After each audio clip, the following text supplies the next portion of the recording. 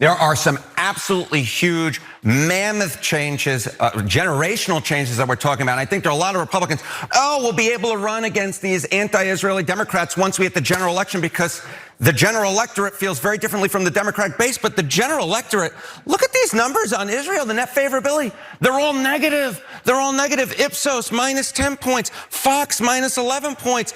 Marquette University Law School law poll. Look at that, minus 20 points. Pew Research Center, minus 23 points. Negative, negative, negative, negative.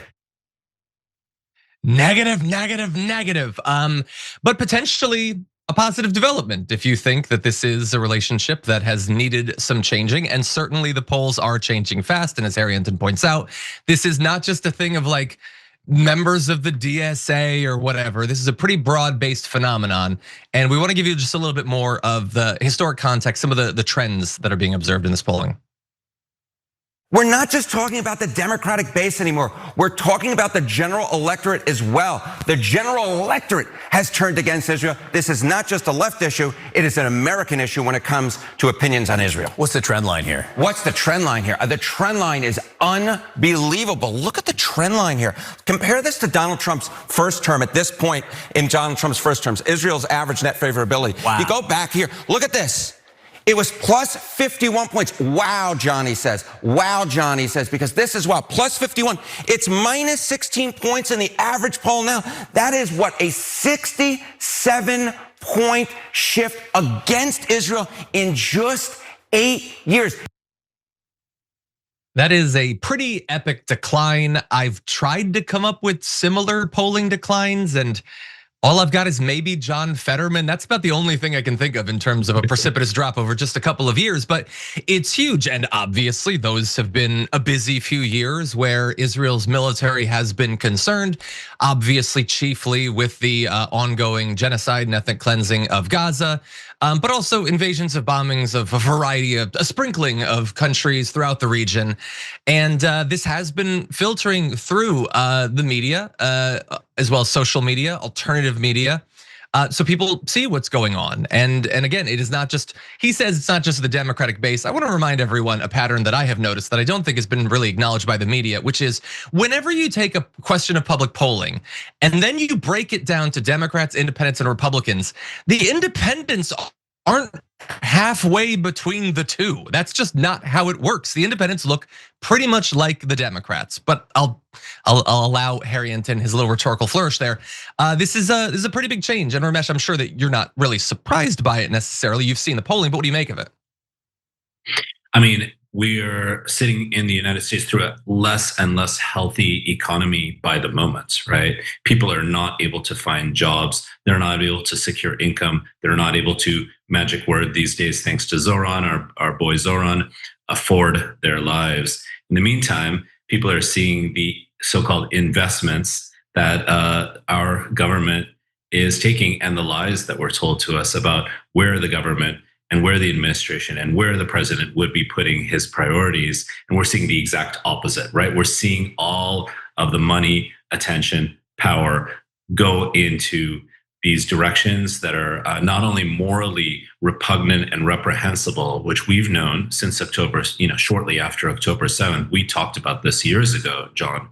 Unbelievable that this is still going, but we're seeing a foreign government be the source of our money, our aid, our power, and we're seeing all of that being taken away from us more and more and more. So obviously, and pretty clear analysis, including stuff you guys have reported, showed that the moral stain, the moral cowardice that we exhibited in the United States in allowing a genocide to keep going. I'm talking about in the context of the Biden-Harris administration and in Harris's run, sort of in kind of Crown's run shortly after Biden finally dropped out.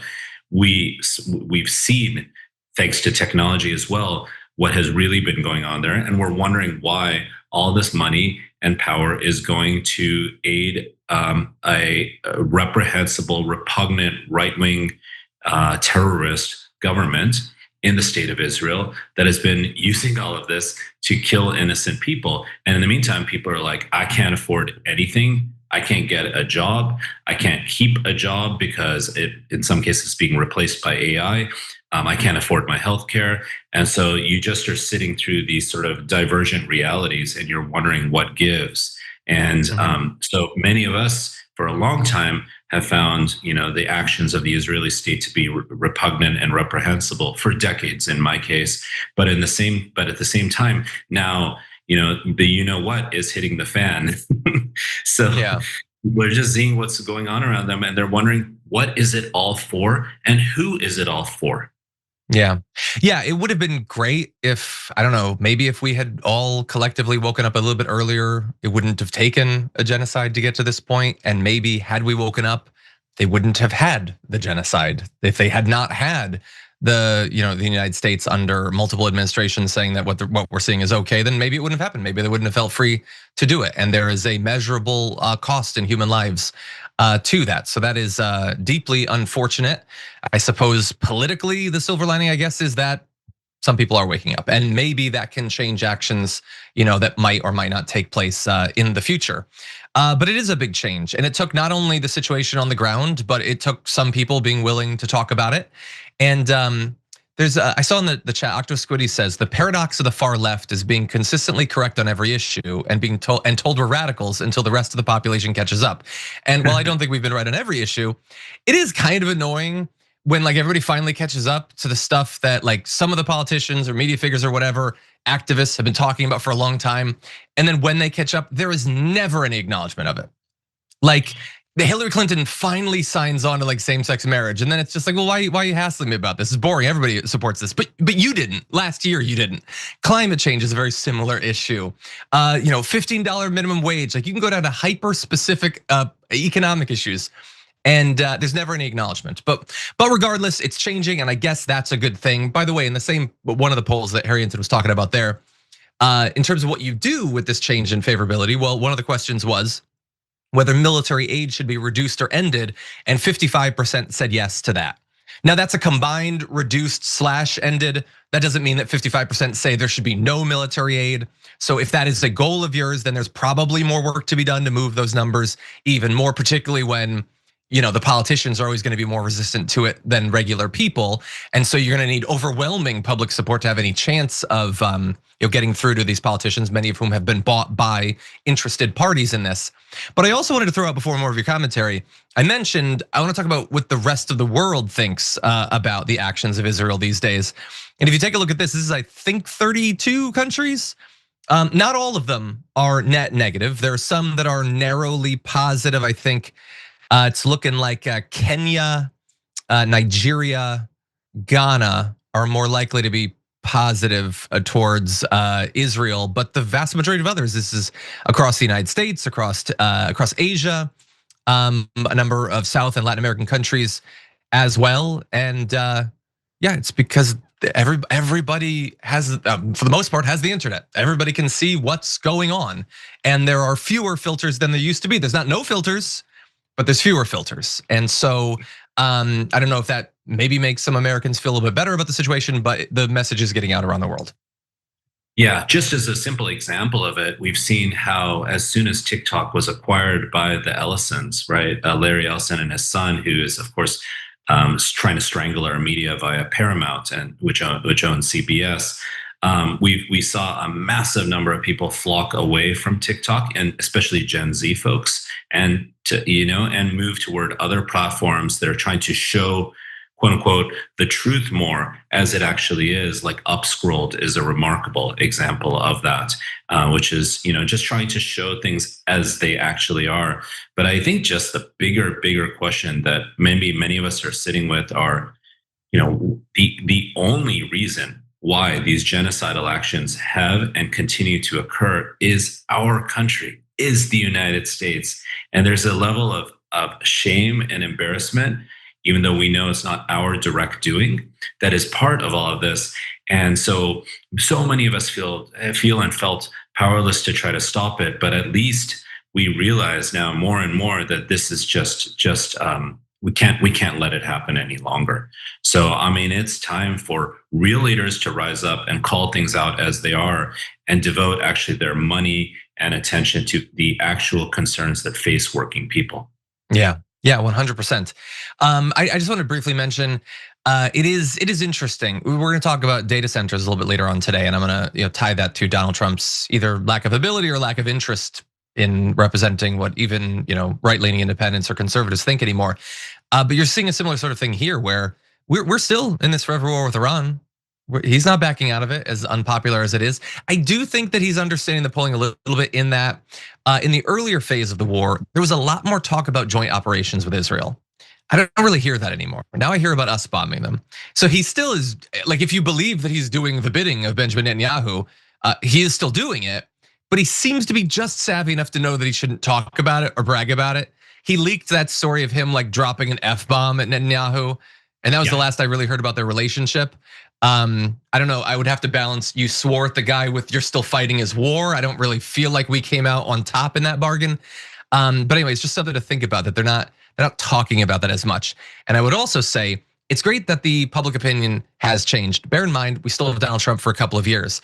That is a couple more years for whatever this vicious ethnic cleansing that continues to go on in Gaza, with the end goal of creating some sort of international oligarch beach party or whatever.